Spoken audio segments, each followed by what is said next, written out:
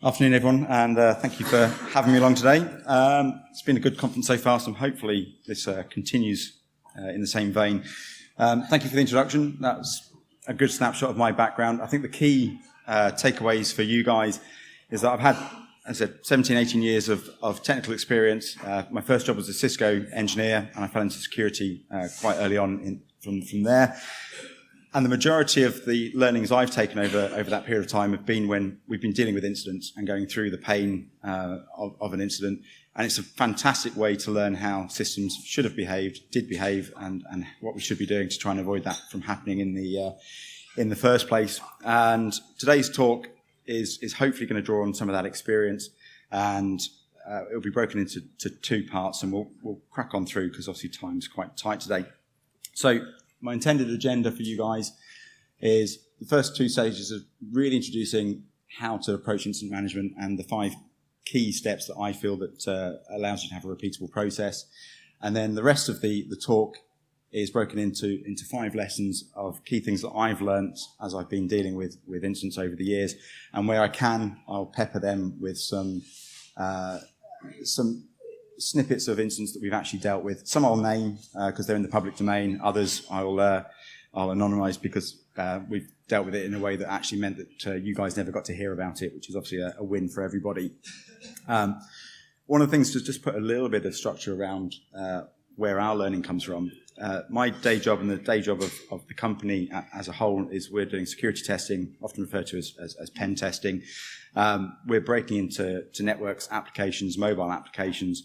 We're finding new zero-day vulnerabilities within platforms. We're doing responsible disclosure and working with vendors before patches are released, before we talk about them. So we are very well positioned to find ways of breaking into environments, and therefore we have that attack-led knowledge sort of predetermined in our own minds. So when it comes to an incident, we're actually really good at gamifying what's going on, looking at the scenarios that could be in play. What's the evidence that would support particular hypotheses? What other evidence would refute a particular avenue being an option? So translating an attack knowledge into incident response is actually really quite cool, and it's where we find we're very, very good at helping people work through their security incidents. So let's go through this in a little bit more detail. So I just want to put this positioning slide up in terms of what we find as a standard position within most of the industry when we're talking to companies about their incident response approach. And it is a case of people thinking it'll be all right in the night, not actually doing any preparation in advance. This quote from Gavin is actually a parody tweet that he pulled together in the style of the old Janet and John books. I don't know if you guys have those over here. And this one had the follow-on sentence of, although the board were happy that Steve had created an incident response plan, some of the details did raise concerns. And I think this captures beautifully and succinctly the problem that we encounter on a daily basis with organisations and their incident preparations. In the majority of cases, there are no coherent plans, and often where there is a plan, it's generally lacking in detail and substance. And one thing that we find in nearly all cases is that there's been no scenario planning or exercising of the plan if a plan does actually exist. So how do we go from hoping that it will all be all right in the night to establishing an effective approach to incident response? Well, that's where those 5 steps that I referred to earlier come into play, and we'll take a look at those in a little bit more detail right now. So this is a very simplistic flow of the steps that I've pulled together from how we tend to apply a structure to managing any incident of any size.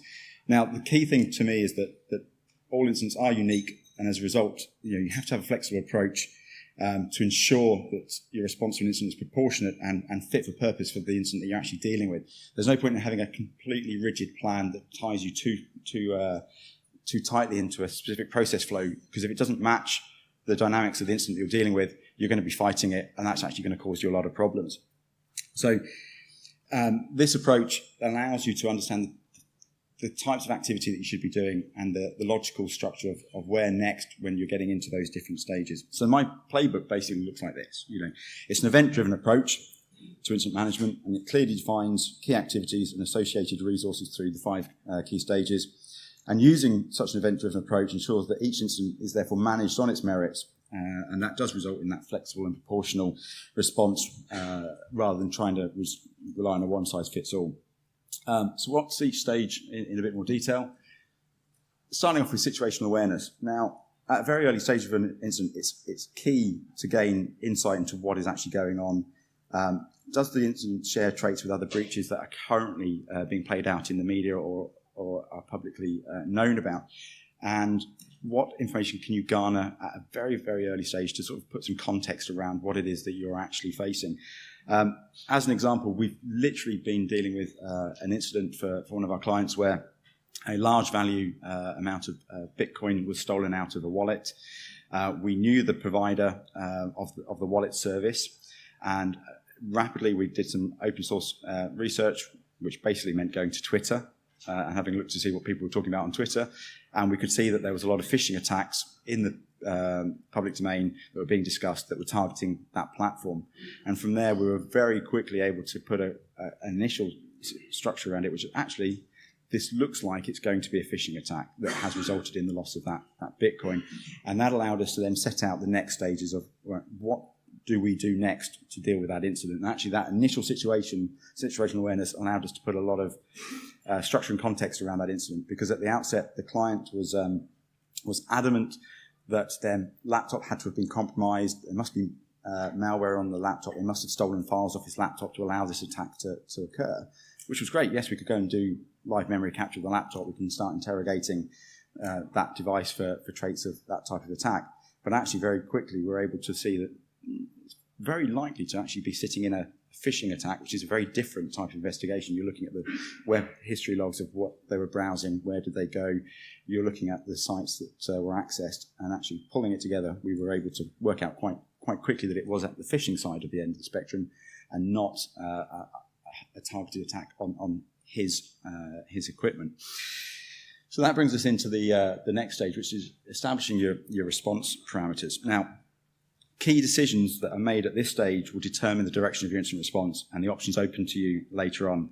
If you make the wrong choice at this stage, you're potentially closing down future options. What am I talking about here? This is actually comes down to, are you going to take a forensic approach to your incident response or more of a intelligence-led tactical activity of looking at the data and making decisions and remediating the incident?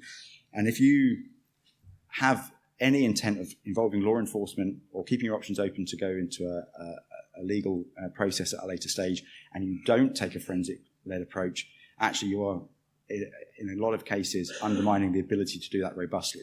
So if you start going onto machines, potentially changing data, compromising the integrity of the data, then actually you may do more harm than good. But equally, if all you want to do is actually find out what the problem was and fix it and move on, and you have no intent in going down that legal avenue at any point in the future, then you actually free yourself up to not have to take the rigorous forensic approach that would normally be required to do so. So it's about making an informed decision at a very early stage in that. And we'll talk about that a bit later on in one of the examples. Then we're moving into the resource deployment phase. Once we know how we want to approach this investigation, what is it we think we're dealing with, you can actually start choosing the right and mix of resource to actually deploy on the ground to actually start dealing with work. Now, this could actually be your own internal IT teams. They may have enough capability and specialism to actually go and do this. It may be engaging with a external vendor to bring in some specialist resource. It may be engaging law enforcement for their response, and it may be engaging forensic engineers as well, and a mix of all of that together. But I said, if you've got the situational awareness right at the beginning, you've established how you want to approach the incident, actually that in itself answers who am I going to deploy and how am I going to deploy those individuals. And then we move on into establishing the compromise zone and incident classification. This is where we get our hands dirty and actually start looking at what is going on. And it's quite important to try and draw the correct boundary around what you think has been compromised and the extent of the compromise as early on as you can, because that will actually tell you the size and the effort that you're going to be having to chuck at this, and therefore, at the end of the day, the bill that you will be picking up as part of dealing with the incident. So a good example of that we dealt with a few years ago a state-sponsored targeted attack on an organisation where the malicious agents had been inside the network for 6 months before anybody noticed that there had been a compromise. We were brought in to help guide and structure the response to that, and actually the incident ran for a further 6 months before we got to the containment activity within an incident. Now, the issue came to light. UK government were aware of data being lost. The corporate that had lost the data had been told that their entire organisation had been compromised. And this company, large multinational offices in lots of different geographical regions, very large spread out network. We were quite confident, because of the earlier stages that we'd been working through with these guys, that the likely size of the compromise was a lot smaller, and it was probably restricted to a specific niche component of their environment and a business unit within their wider corporation. And we're able to do some very rapid analysis work that put quite a firm boundary around that early on in the investigation. We were able to give UK government a lot of confidence that actually the wider company had not been compromised. It was only in this smaller area. And that really changed the dynamic of that incident at that pivotal point. If we hadn't done that, the incident would have just grown arms and legs, and you would have times the whole incident cost by a further tenfold. So actually getting the size of the incident right is quite important and quite key at an early stage. So I definitely would advise that that's an important phase of the maturity as you're going through the incident to get through. And as you're going through that stage, you're actually starting to gain information out of the teams that you've been putting on the ground. You're starting to understand what has occurred, which means you can then start classifying it with a lot more comfort that you now know what you're dealing with. And that, once you've got to that phase, you're in a good place to move into the final stage, which is the containment and the remediation phase of actually putting everything right. Until you understand what it is you've dealt with, the complexity of what you're dealing with, if you jump into the let's fix stuff stage too quickly, you can actually end up doing a lot more harm. In the case of dealing with advanced persistent threats and people that have been inside your network for a long period of time, they'll have multiple ingress and egress routes within your network. If you don't understand all of those before you move into the containment phase, and your remediation plan cuts all of those avenues off in one go, you are leaving ways in and out of your network for that malicious threat actor to just repeat the activity they were doing, re-compromise you, and also tip off the fact that they now know that you know about them, which may change their approach from just slowly stealing data out of your organization to wholesale lift and shift, or just destroying data because they want to now cause you grief whilst you're trying to and slow you up in terms of remediation. So that's where we say, understanding the type and classification and coming up with that containment plan is absolutely vital before moving into a remediation phase. And one of the key things I'd say take away from that is that the remediation phase can actually be a long, slow burn. Sometimes, you can do a short, sharp, let's burn all of our engineers out over the next 72 hours and we'll get to a stage where we're all happy that we fixed the problem. But sometimes we actually have to step back and say, look, guys, this is actually going to take quite a while to fix. Do you still run at a pace where you're potentially going to burn your team out and your performance is just going to go off the cliff? Or do you actually bring it more into a business as usual approach and you start working on it as if it was just your normal day job, 9 to 5, and you just accept that it's going to take a while to work through this problem and let people go home to their families, let people have weekends, let people have leave if they've got leave booked. You have to make those decisions. In the case of the targeted attack that had been in the network for 6 months, we actually realized quite early on it was going to be another 6 months of activity before we got to the containment phase. So we knew they were in the network, but we didn't want to tip our hand that they found out that we were in the network, so we could see what they were up to, what information they were gaining access to. And there's no way you can sustain a incident at a high pace for 6 months. It just doesn't work. So at that point, we turned it into a BAU activity. So again, making those decisions is quite important and key to how you achieve those. So that's, at a high level, how we structure any incident that we get involved in. And it works for all manner of incidents, from ransomware to phishing attacks to whaling, where people are stealing financial money out of organizations by approving invoices, by targeting senior execs and financial directors, all the way through to banking environments being compromised and people stealing data wholesale out of environments. It's a useful tool to logically step through each of those areas and make those decisions. So what we're going to do is move on to the the key lessons that I've certainly picked up in the last 18 years worth of dealing with incidents, and hopefully give you some insight into some of those. And my first lesson has to be that prevention is clearly better than cure. If you can work out what's going on and remediate your environment and remove vulnerabilities before a malicious agent is able to find them and exploit them to their own gain, then you're not going to end up in an instant mode. That's got to be the ultimate win. So avoid it at the outset would be my strongest piece of advice. If done correctly, a good situational awareness of what's going on generally around the threat landscape will actually aid in avoiding incidents. So while often part of a response, actually situational awareness can be built into your business model to help you in advance and mitigate a lot of these issues. And certainly, there's no excuse for being third, fourth, or even the 100th company breached using the same MO. And we see this time and time and time again. On my slide, I've got a timeline of various attacks going back from 2007 up to 2015, and I could even add more if I wanted to into this year. But can anybody tell me what was the root cause, the attack method that was used on all of those? What's the common attack vector?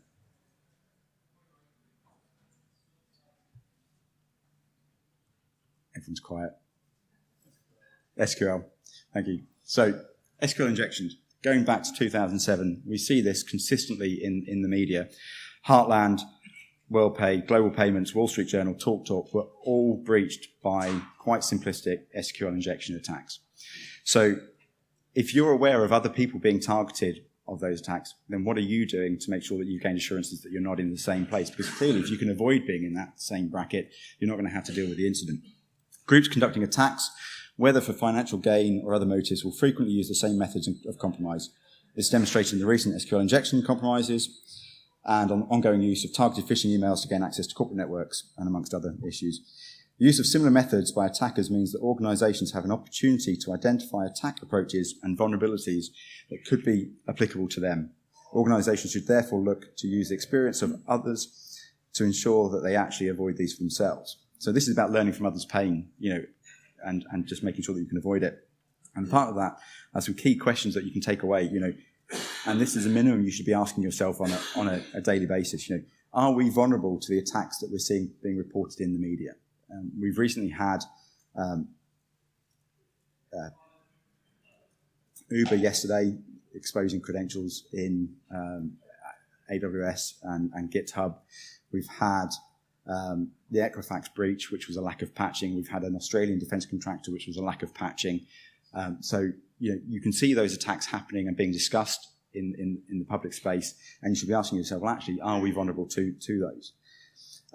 If we were compromised, would an attacker actually gain access to unencrypted sensitive data? Because whilst we may not be able to always avoid being breached, if the data they're trying to get access to is actually encrypted and of no use to them, then actually we've at least disrupted the activity, and it won't be as bad as it could have been.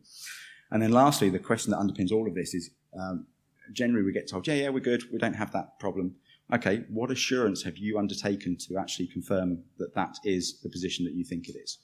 So a lot of time, the patching regime for that was Equifax, they say that a patch wasn't applied. Well, where was the scan of your environment to confirm that the patch actually had been implemented correctly and you weren't vulnerable to that issue?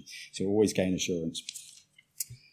So moving on to our second lesson, and this is what I alluded to earlier on about those early on decision-making about forensics. Not all incidents actually require a forensic approach. An issue that I'm currently live and dealing with, I received an email from an IT team that are supporting the investigation, and it was titled Email Forensics.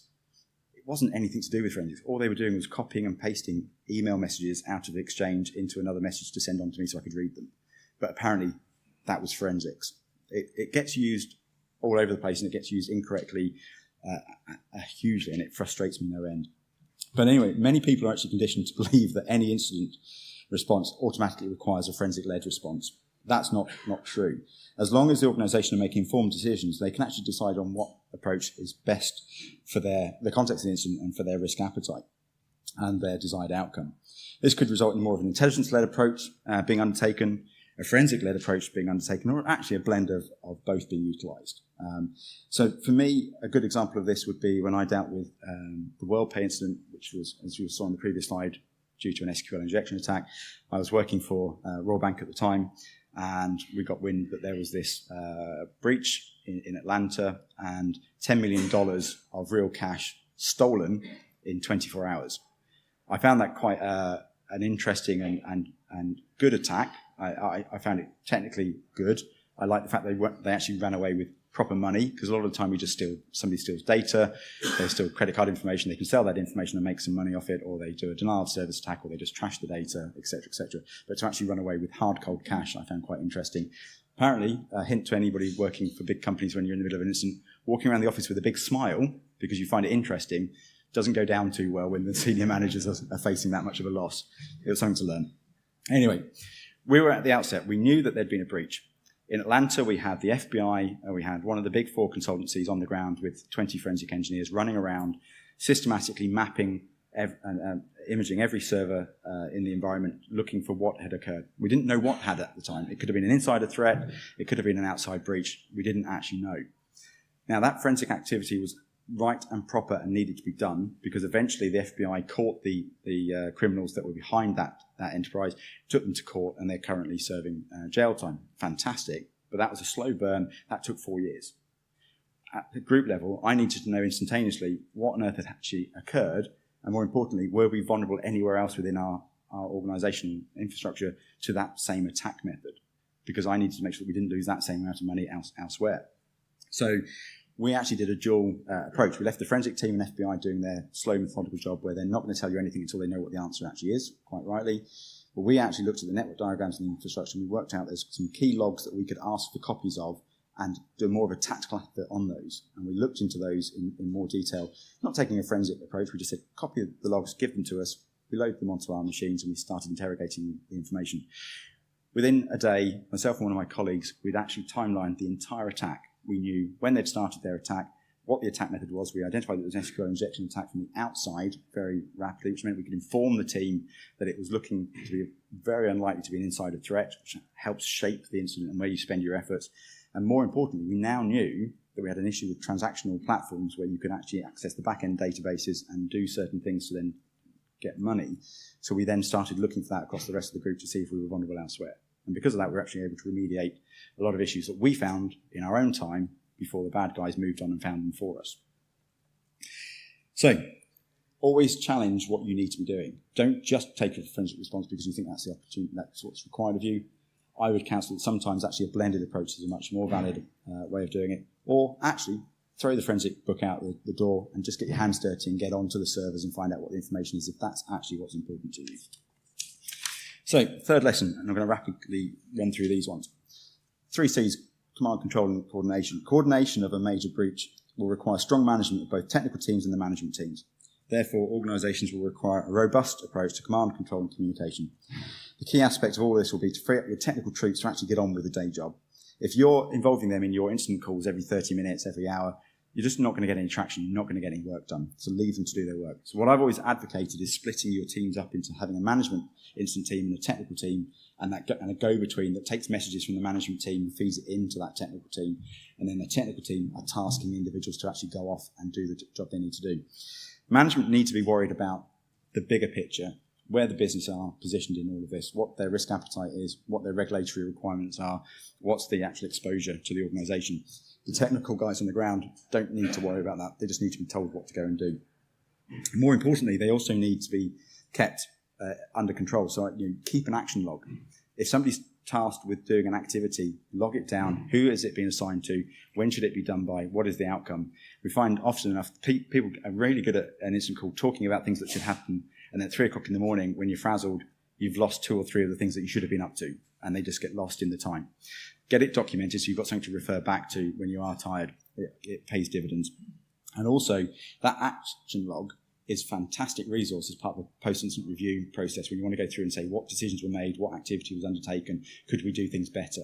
So making that action log is actually quite vital. 4th lesson, and this is quite important actually. Incidents are their own creations, and actually I find the true nature of the incident will only become clear during the course of the investigation. What you start with on day one that you think you're facing may not actually be the reality of the incident a couple of days into it. So it's important to accept this. Don't get frustrated by it. Just live with it and structure your approach accordingly.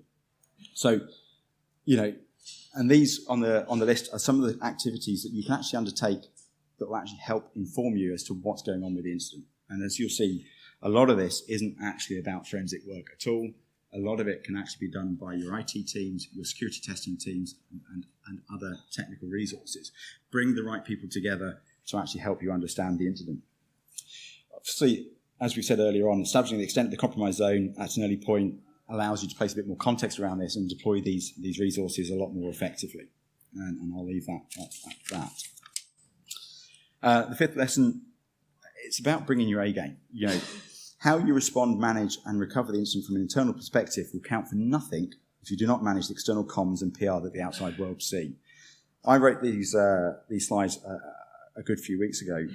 I couldn't have written that better to describe Uber in the last 2 days. They clearly thought they'd dealt with the incident internally perfectly until it got into the press, and now they're in a world of hurt and they're having to deal with that and be very reactive to that environment.